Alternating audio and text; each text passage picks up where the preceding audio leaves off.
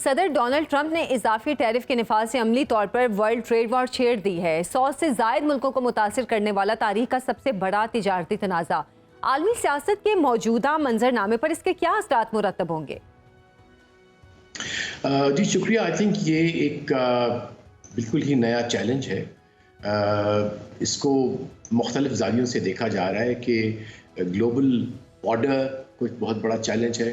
कुछ लोग इसे सिविलाइजेशनल चैलेंज भी कहते हैं और कुछ लोग इसको पॉलिटिकल और जियो स्ट्रेटेजिक चैलेंज कहते हैं। मेरे ख्याल ये सब कुछ है, इसलिए कि इस वक्त जिस दौर में यूएस जो है वो दाखिल हो चुका है, वो इंतहाई एक ज़ाती और एक शख्सी इक़्तिदार किसी के हाथ में आ गया है, जिसमें इंस्टीट्यूशंस जितने भी हैं अमेरिका के, जो कि जिस पे उसको बहुत ज़्यादा प्राइड था अपने मुल्क को, उसके इंस्टीट्यूशंस के ऊपर, जिसमें कांग्रेस है, सेनेट है, जुडिशरी है और बाकी जितने भी स्टेट इंस्टीट्यूशंस होते हैं। आई थिंक उन तमाम पे इस वक्त अगर हम अपना लफ्ज़ वही जो हम यहाँ इस्तेमाल करते हैं, उन तमाम पे इस वक्त ट्रंप भारी है। अच्छा। अब उस वजह से इतना भारी है कि आपको वहाँ से कोई पुशबैक भी नहीं मिलेगा।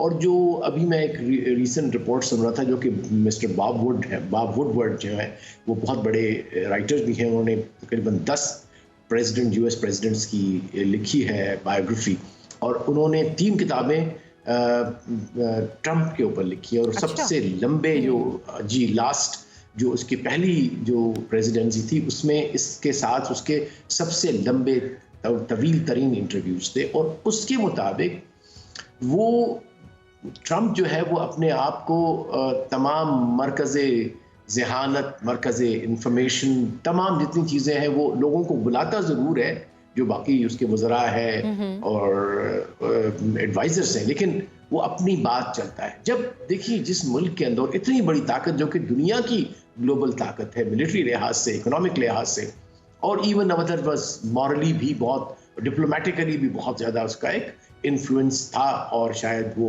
रहता है नहीं रहता, उस पर बहुत बड़े सवालात हैं। बिल्कुल। तो वो तमाम के तमाम सवालात अब ये उठ रहे हैं कि क्या अमेरिका वही अमेरिका होगा जिसने तमाम डोमिनेट किया है? लेकिन लगता नहीं है। अब ये है कि उन्होंने बजाते खुद देख लिया है कि अब वो जो दुनिया है वो फैक्चुअली मल्टीपोलर वर्ल्ड की तरफ चली गई है। लिहाजा वो अपने आप को बचाना चाह रहे हैं तमाम उन जवाबदारियों से जो उनके ऊपर हैं, दुनिया से, की जो उनकी डिफेंस की रिस्पॉन्सिबिलिटीज थी, यूरोप की, ईस्ट एशिया की।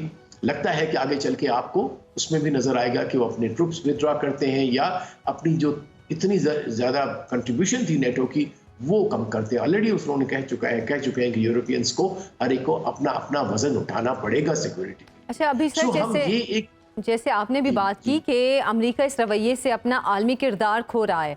अमरीकी वज़ीर ख़ारजा ने मुतासरा मुल्कों को जवाबी टैरिफ से बाज रहने की तनबीह भी की है और तजियाकारी से गुंडागर्दी से तशबीह दे रहे हैं, जो खुद अमरीका की शिकस्त का सबब बन रही है।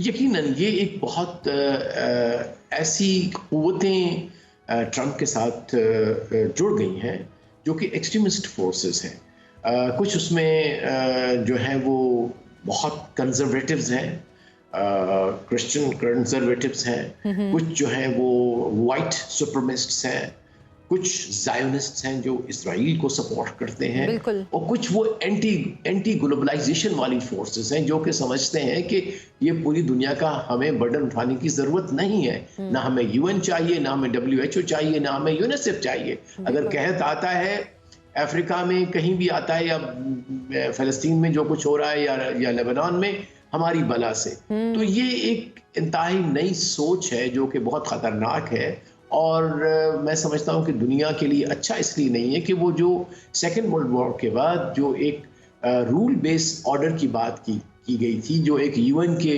अम्ब्रेला के अंदर सोवरेनिटी की बात की गई थी, जहाँ पे खुद मुख्तारी की एहतराम की बात की गई थी, और सबसे ज़्यादा तमाम रियासतों की बराबरी कानून के नज़र में उसके मुतालिक बात की थी। उन तमाम कवानीन को इन्होंने बालाए ताक रख दिया है, बल्कि एक लिहाज से मुस्तरद कर दिया है, किसी न किसी तरतीब से, किसी न किसी अल्फाज से।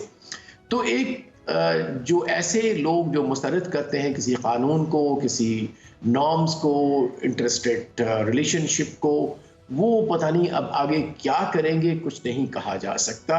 तो अमेरिका के लिए भी खतरनाक खतरे हैं, क्योंकि वो एक अभी तक डाइवर्स कंट्री रही है और हो गई है। लेकिन अगर फिजिकली हम देखा जाए, जो चीन का रद्द-ए-अमल जो सामने आया है अमरीकी टैरिफ पर, सबसे ज़्यादा अहम रद्द-ए-अमल है चीन का, और चीन के जवाबी इक़दामात के ऐलान से आपको क्या लगता है कि ट्रेड वॉर में अब शिद्दत नहीं आ जाएगी और 8 अरब इंसानों से जुड़ी आलमी मईशत मजीद बहरानों में नहीं घिर जाएगी? क्या अमरीका और चीन के मुज़ाकरात के जरिए इस मामले का हल ढूंढने की तरफ जाएंगे आपके ख्याल में? देखिए, ये एक बहुत बड़ा सवाल है और एक बहुत बड़ा चैलेंज है। चाइनीज़ एक बहुत पुरानी सिविलाइजेशन है और उनका काम करने का अंदाज जो है वो बड़ा मुख्तलिफ है अमेरिका से भी और ट्रंप से भी मुख्तलिफ।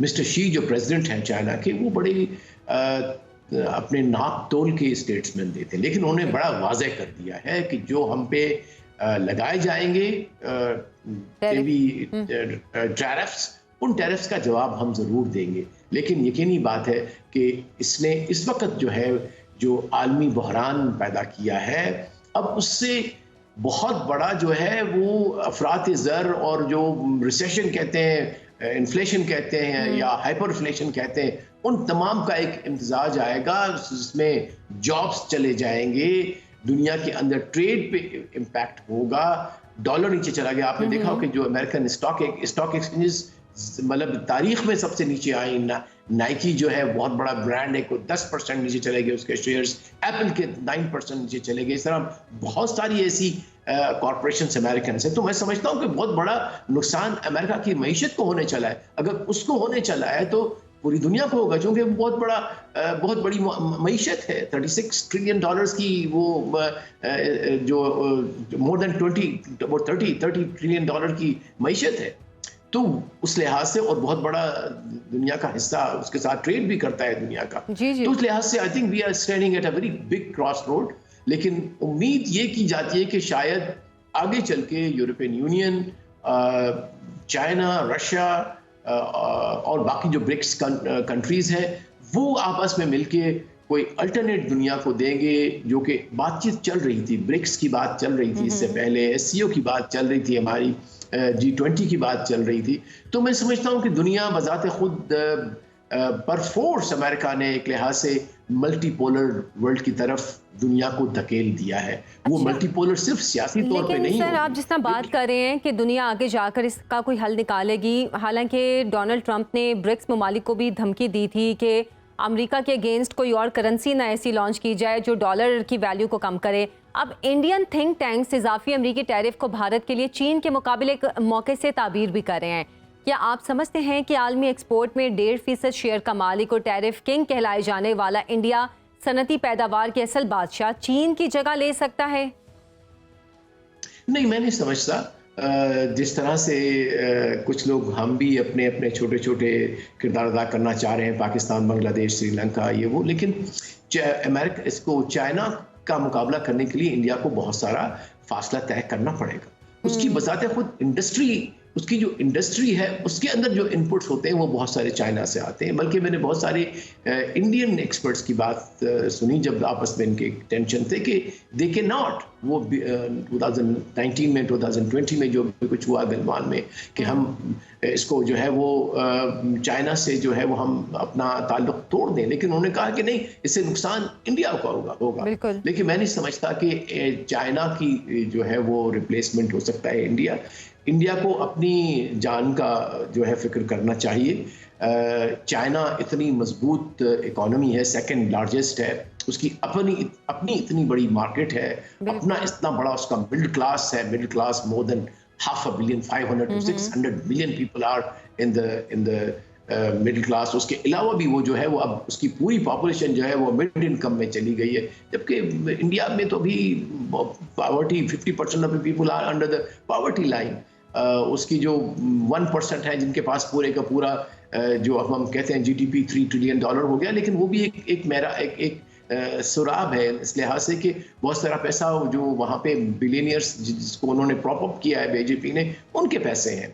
तो मैं नहीं समझता कि इंडिया के लिए कोई ऐसा चांस बनता है कि वो जो है वो आगे चलेगा। लेकिन इंडिया यकीनी तौर पे ग्लोबल साउथ की जो बात करते हैं उसका शायद हिस्सा बन जाए। अच्छा। और दोनों, बल्कि इंडिया का सबसे बड़ा मसला ये कि वो दोनों तरफ से जो है वो मजे उठाना चाहता है कि चाइना के साथ भी ठीक ठाक ताल्लुकात और अमेरिका के साथ भी जी आप करेंगे, तो ये कभी नहीं होता। ये यू कैन नॉट, वो कहते हैं 2 कश्तियों में कभी आप सवार नहीं हो सकते। उनको फैसला करना पड़ेगा एक दिन कि वो किस तरफ खड़े हैं, और दुनिया पूछेगी इनसे कि आप किस तरफ खड़े हो, इंसाफ की तरफ खड़े हो, रूल ऑफ लॉ की तरफ खड़े हो, या हमारे साथ। बहुत शुक्रिया। GR बलोच साहब, साबिक सफ़ीर, हमारे साथ मौजूद थे।